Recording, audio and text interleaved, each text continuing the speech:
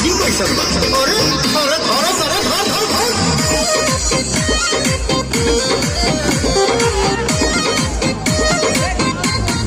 काहे पीछा पारल बड़ा हमारे पमरल बड़ा माटी को की पिया गाड़ा दूध से सजारल बड़ा क्या हो ऐसा नहीं है तो जेकर जगवल है